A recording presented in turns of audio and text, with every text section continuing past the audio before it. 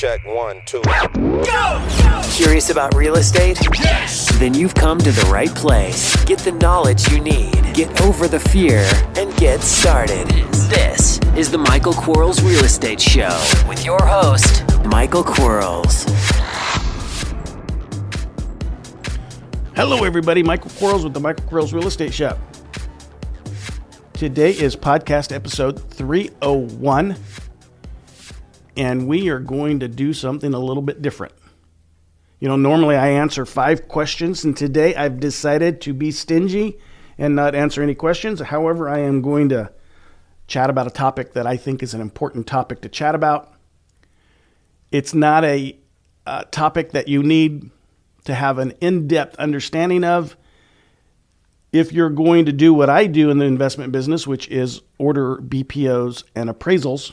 However, I think it is important to understand how it's done, what things are that you're looking for, the components, so that when you do get a BPO and an appraisal back, that you have a better understanding on whether or not that person orchestrated and filled those things out correctly, how to read them, those kinds of things. So let's go over a little bit about how to value property. So in the beginning, one of the important parts, the step one, here we are, we have a seller that calls us. We ask them how much they want to sell their house for, what it's worth, those kinds of things. And they give us an answer. And based upon that answer, we decide to take a contract or not, or we decide to make an appointment or not. But we have certain steps we go through. So you're going to pull up a property profile. Now, I'm a member of the local multiple listing service, but I'm not a member of all of the multiple listing services throughout the country. Heck, there's 90 or so of them in California. You can't be a member of all of them. So you use also online service providers. And so I use FastWeb, which is a First American title product. There's a couple products by CoreLogic that I pay a subscription for. And then I'm going to go to products like Zillow, I said it, Zillow. But I get some information from them that I don't necessarily use their price component information, but they have some information that I like. I go to companies or platforms. Let me pull them up here so I can read them off to you better. I use Bank of America's platform. Chase has a platform that I like. eAppraisals has a platform that I like. Remax has a little platform that I like. And they're all going to kind of give you the same information, but what I'm looking for is, CMA, comparable market analysis or comparative market analysis. And I want to know, recent solds, actives, those kinds of things if I can get it. Now, most things except for the MLS are just going to have solds, and that's okay, I guess. However, I'd like to also know what's on the market because from a competition perspective, that's important. And I'm going to get that information from my BPO and my appraisal where I won't get it on my online due diligence. However, I'm still going to search online. And I'm going to go through that determination. I'm going to pull up the CMAs, and I want to look at certain characteristics of the property. So I'm not going to say I have a 2-bedroom, 1-bath property, and I look at houses that are 3-bedroom, 2-bath. Well, that's not a comparable.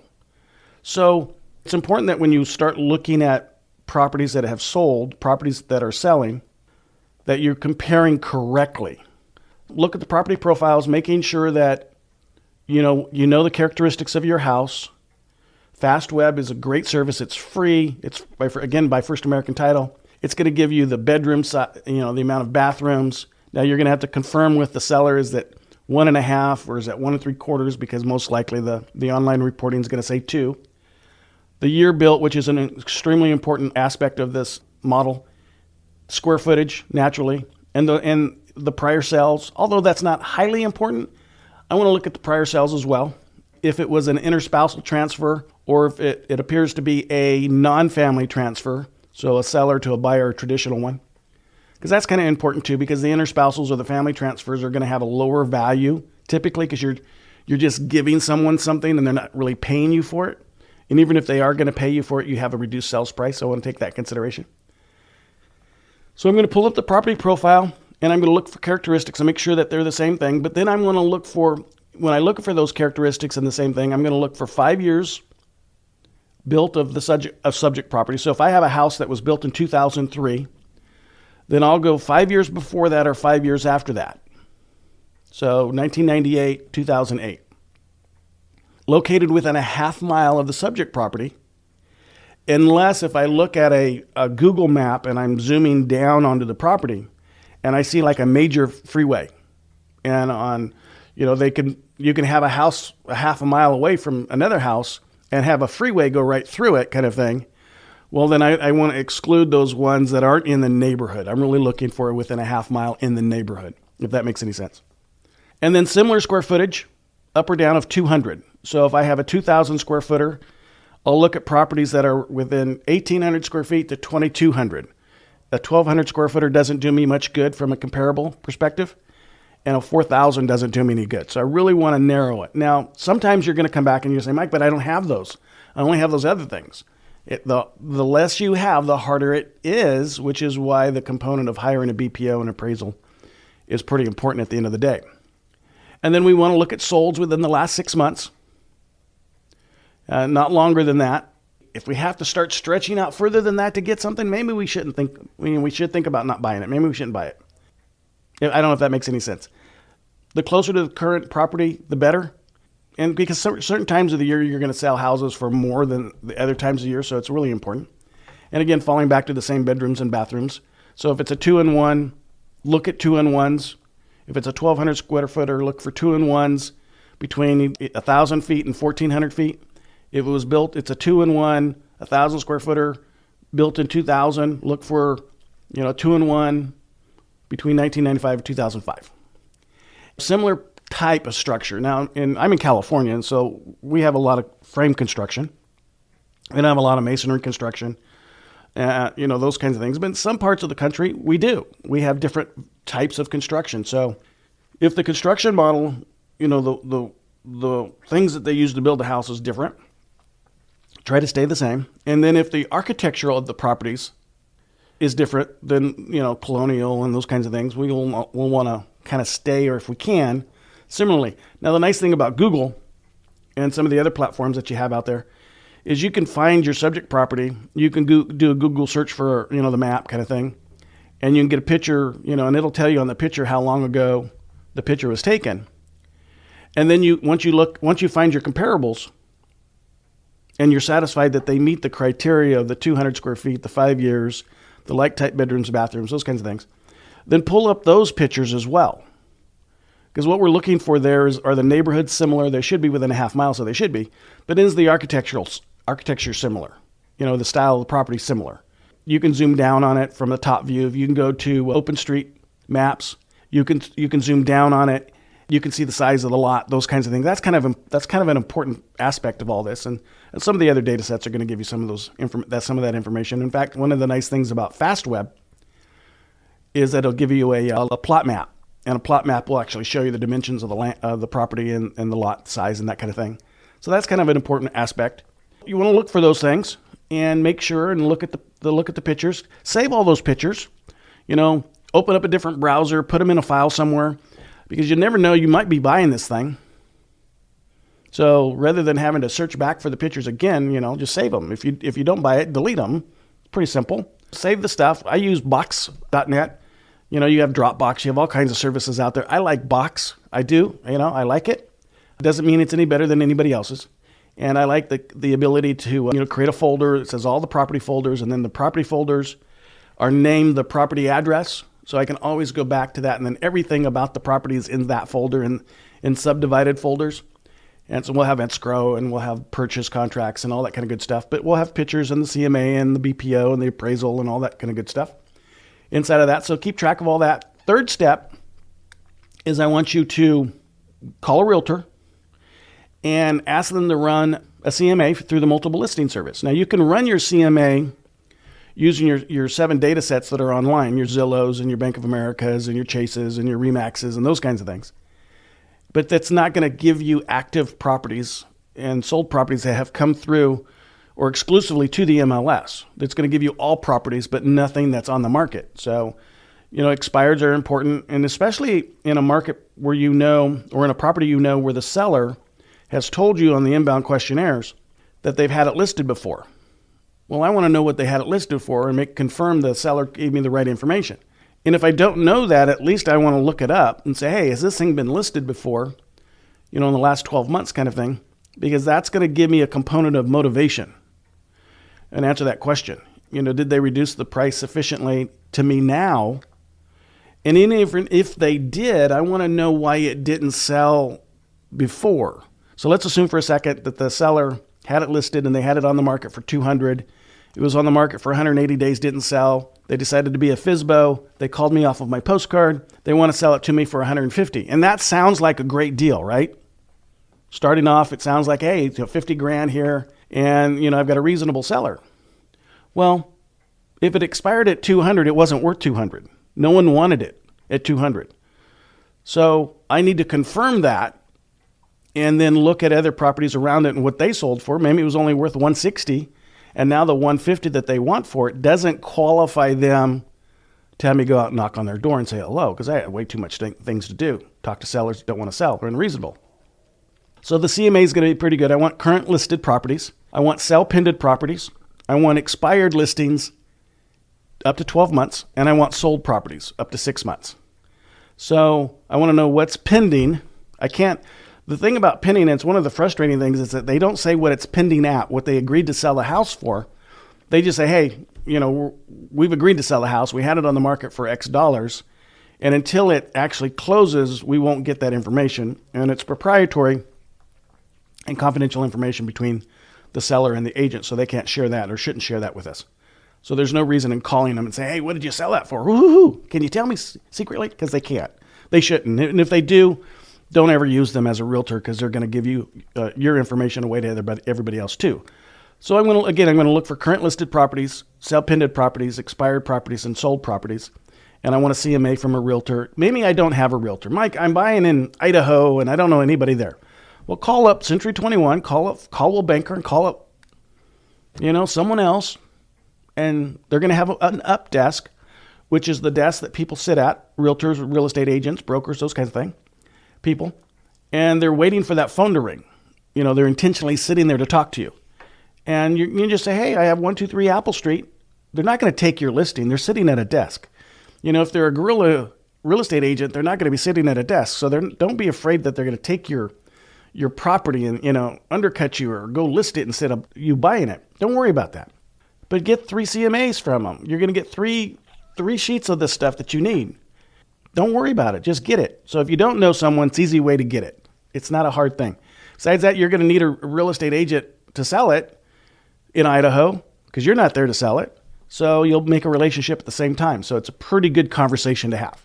So they're going to give you a CMA, and you're going to look at that CMA, and it's going to show the addresses of the actives, the city of the actives, the bedrooms, the bathrooms, the square footage. Don't tell the realtor, agent, broker, your criteria for, don't give me anything within 200 feet or above 200 feet up and down, and don't give me anything here and don't give me anything there. I want you to have a good perspective of the marketplace. Because let's face it, if you're buying a 4,000 square foot house and there was 3 other ones that compare to it, so there's a 3,800 square footer, there's a 3,900 square footer, and there's a 4,100 square footer, and they've all sold in the last 6 months, and they're all similarly styled, but they're anomalies. 50 other ones are 2,000, 2,500 square feet. Those are the only large houses on the market. Well, you want to know what the market affords, what people going into a market are used to buying. And so having the other ones will give you some of that information.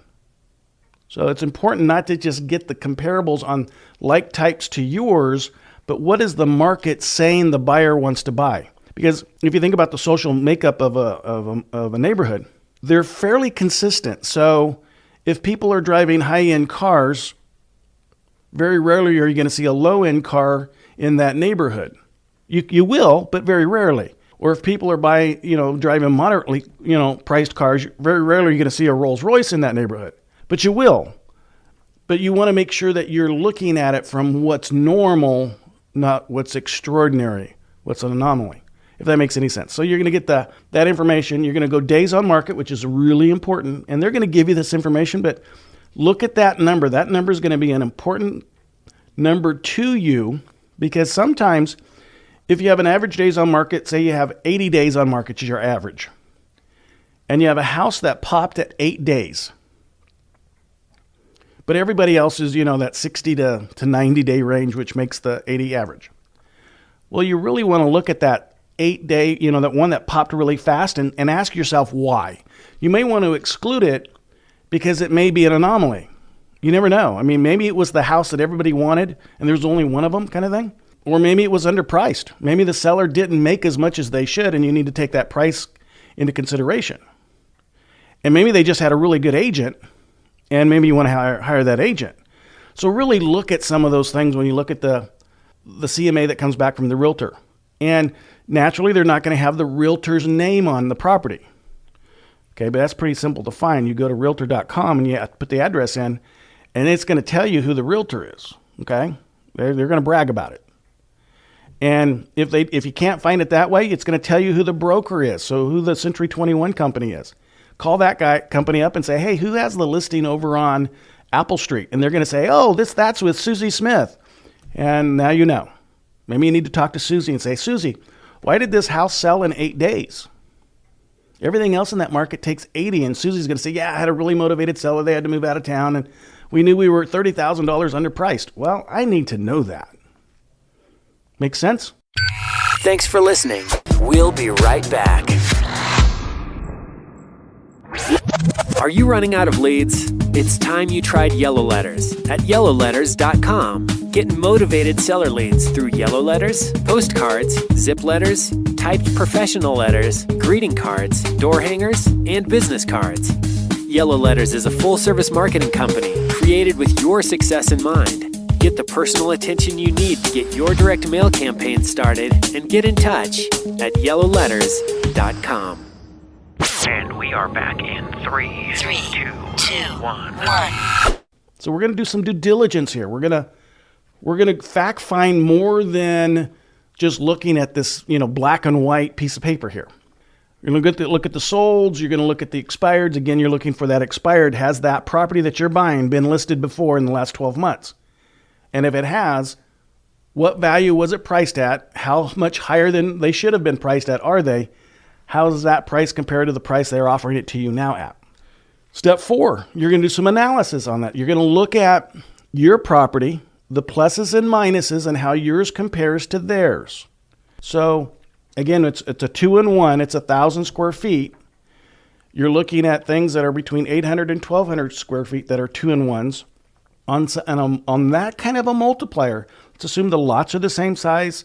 Everything except for the square footage is a little bit, is the same. That's the only thing that's different. On that property, you've got to be really conscientious that you do the division. You go, okay, well, 1,000 into whatever it sold for times 800, if whatever it is your price, because on the smaller houses, keep in mind, they still have kitchens, they still have a bathroom. The two components of a house that are the most expensive items in the house, all houses have. So on the smaller ones, if you use the multiplier, you could be a little bit wrong. All right, you could be undervaluing your property if your property is a smaller house. And so just compare that. You really want to try to zero that in, but this is just the first line of defense. Just the first line of defense, not a big deal. You're going to look at how far away it is. You're going to pull up that Google map, and you're going to see, pinpoint all those addresses and making sure that they're in the same neighborhoods, that there's not a major thoroughfare running between your comparables, railroad tracks, things that separate. And if you're out of the area, you won't know some of the social separations, but you certainly can see the physical separations. And if you're still within that half mile, the obsolescence, the economic obsolescence of the properties are going to be similar. Now you could have some functional obsolescence. So as you pull up your pictures, let's assume for your comparable sale, or your subject property that you're buying is a blue house, pink trim. Can you picture a pink trim blue house? Beautiful house. But everything else is a brown tone. Or your house is a rock roof, everything else is a comp roof. Or your house is a tile house, everything else is a shake house. Your house is a metal tin roof house, everything else is a 3-dimensional house. So you're going to look at the obsolescence. Is there what's different about it? Now you can't see the floor plan at this point unless when you were on your phone talking to the seller, one of the things we always do before we hang up when we were making an appointment with the seller is, I'm going to send you an email to confirm our appointment. Can you reply with that to that email with interior and exterior pictures of your home using your cell phone? Most people have a cell phone. Now, if they're not there, they're not there. If there's an absentee owner and it's tenant occupied, kids live in the house, whatever, they're not going to be able to do that. I understand. If that's the case, I want you to go to realtor.com and I want you to pull up the address to see if it was listed before and it's within their listing database. Because if it was listed before, sometimes you'll be able to see those interior listing pictures and get a pretty good feel for the interior part of the house. See if there's any functional design problems, like you've got a long, narrow living room, or you've got this massive fireplace that just takes up so much room. Your furniture is only going to be facing one direction, so it's really limiting the room. Or you've got really small exterior windows that don't have a lot of sunlight coming through them. Whatever it is, those pictures are going to be important for you to see the obsolescence and some of the functional issues with the house. So step outside of normal, okay? Start asking the questions. Get the information. Do some research. Next step, you're going to do your calculation. Now, this is the part that's going to get you a little bit in trouble, all right? If you're really not focusing on what's similar and what's different. And I'd like you, before you do your first one, well, if you're in my coaching program, by the way, we'd show you how to do all this stuff. So we've got a complete, what do they call a module? And then we have a class on this. So we teach you how to actually do this. And, it's kind of visual because you can see it. So you can see, how do you do all the calculations and all that kind of stuff. We get BPOs and appraisals, and it's really easy to understand once you're looking at something to compare it to.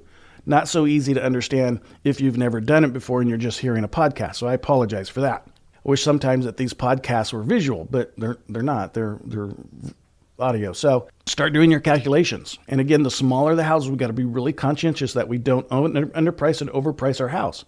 The larger houses, we're going to be fine with that stuff. So if you got a 4,000 square footer and yours is 41 and someone else's is 40 or 4,000, you have to do your division and your multiplication. It's going to be fine. You're going to be fine. Smaller houses is where you're going to get in trouble. So the next thing I want you to do is go for a drive. I know, doing all this research, but I need you to, and sometimes it's valuable to go for these drives in advance of the appointment opportunity. Let's face it, we know the neighborhoods we're marketing to, right? We kind of know where the calls are coming from. And so why not on a, one day a week, say, hey, I'm going to go out and spend 2 or 3 hours in this neighborhood. I'm going to write down all the FSBO addresses. If they're FSBO addresses, go knock on the door and see if you can buy a house. I'm going to write down all the realtor addresses, and I'll make appointments to go see the houses. But let's assume I didn't do that. So you're going to go for a drive. Here are some signs I want you to look for that is going to increase the value of your property and the sellability of your property. Are the lawns cared for? Are the trees trimmed?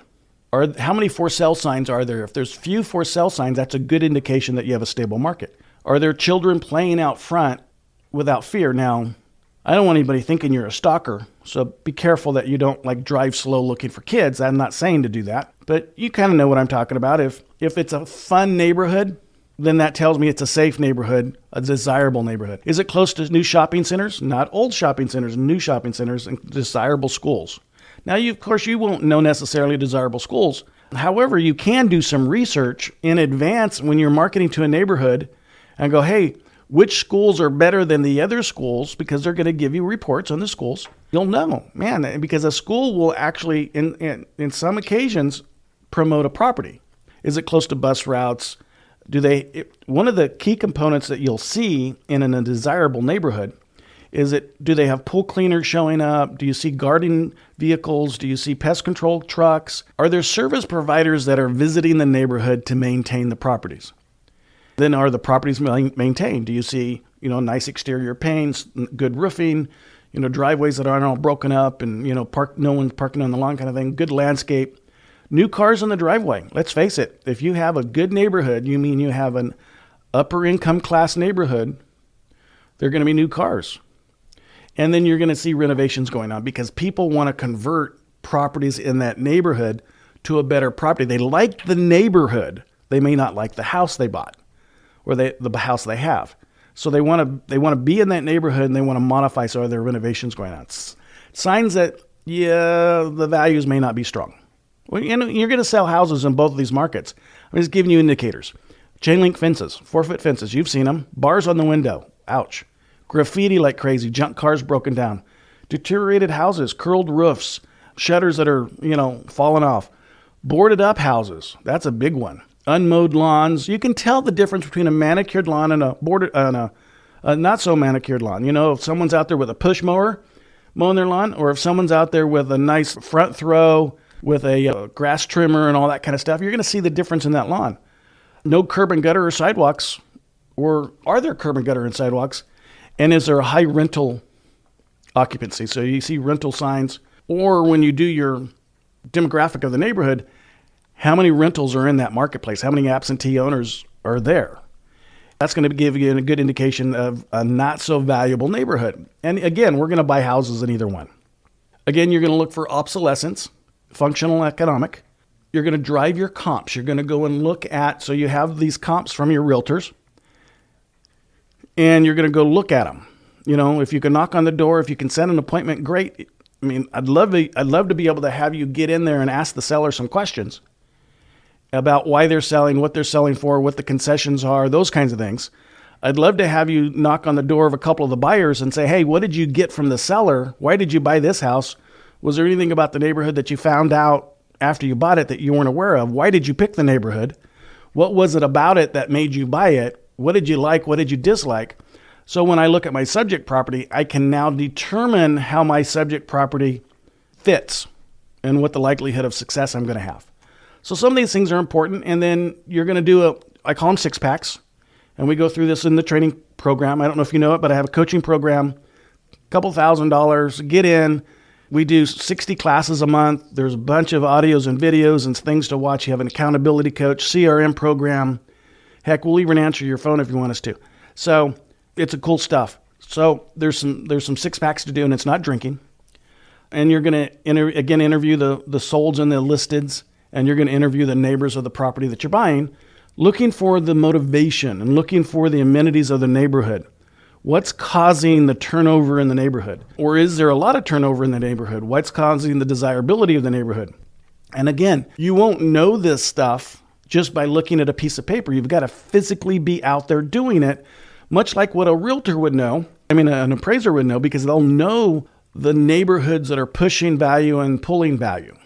We don't want to be caught in a neighborhood trying to push value. Like, man, it's trying to increase, but it just can't increase. We want, the neighborhoods that are very stable. So your 6-packs are very, very important.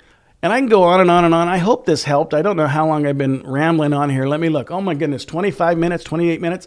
I apologize for getting long-winded. I feel like I haven't covered anything. And that's one of the beauties of our coaching program, is if you found this little bit of information useful, imagine how much you would get over a 6-month period.